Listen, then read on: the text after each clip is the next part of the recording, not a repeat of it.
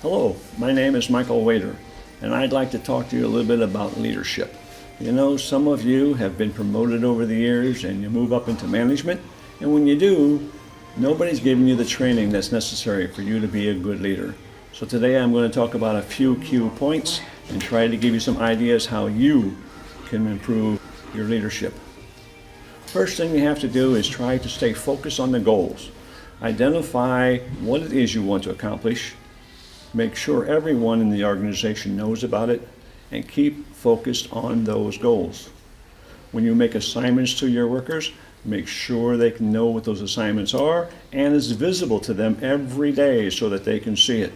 Not just visible to you, but also visible to them. We have to keep things going in the right direction. So you need to be telling them what the company goal is and how their individual jobs support those goals. If they understand how their work can improve the company, often they're eager to do that, and it will improve themselves and the results of the overall company. Stay critically focused on your goals and keep them visible every day so you and everyone else knows what those goals are. That's the first step. The second step is you have to have transparent integrity, which means you have to be honest. You have to tell the truth. You have to make sure that you're not going to lie to anybody. If there's tough information that you need to pass on to folks, you've got to do it. Don't hide it. Don't try and beat around the bush or tell them a story that's not true. You've got to have integrity. Workers want to follow somebody who walks the talk and somebody they know who is going to do the right thing. That's who they want to follow. Remember, you must do the right thing if you want to or not. No matter how difficult it is, you must do the right thing. Third item I want you to remember is have consistent communications. You know, when you're talking to people, you have to stop and think that they are the receiver. So where are they going to be? What time is it going to be? And how are you going to present yourself when you're talking to them?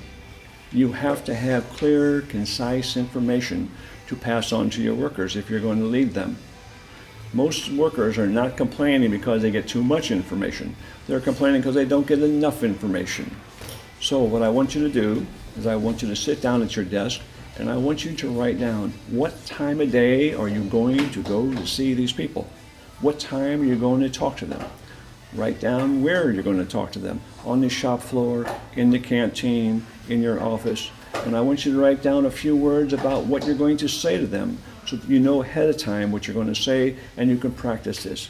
If you identify what you will say, how you will say it, when you will say it, and where you will say it to these workers, they're going to understand your communications much, much better. It's going to be easier for them to understand you, and you're going to be able to accomplish much more. The fourth key element is to seek data before making decisions. You know, you and the workers are working together. You're going to try and make a plan as to how you're going to reach these goals that you have posted. Well, you got to base those plans on data. You've got to have hard facts. Do your homework. Go out, measure the process, identify those things that are going right and those things that are going wrong in the process. See how bad they are. And then with this measurement, you can make your plan. But don't ever make decisions just on a whim because somebody thinks something is bad. Somebody tells you they think this should be improved. That's not good enough. Do your homework, get your numbers, get concrete numbers, and make sure everybody understands those numbers as you build your plan. Okay? You want to develop a habit of talking in very, very specific facts and data to help solve your problems. Don't base it on just crazy ideas. We want facts. I want you to remember that when you ask for help, it is a sign of strength, not a sign of weakness.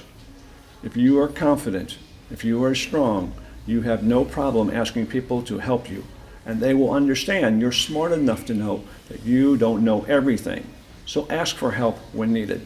So today I've given you 4 little keys that will help you become a better leader. You can stay focused on your goals, keep them very visible. You want to have transparent integrity, be honest, tell the truth, and stay on target with your people. 3, consistent communications. Make sure that you know what you're going to say, when you're going to say, and how you're going to say it. The workers will receive it much better. And fourth, always seek data. Don't make decisions without data. If you follow these 4 simple steps, it's going to make you a much better leader in the future. Thank you.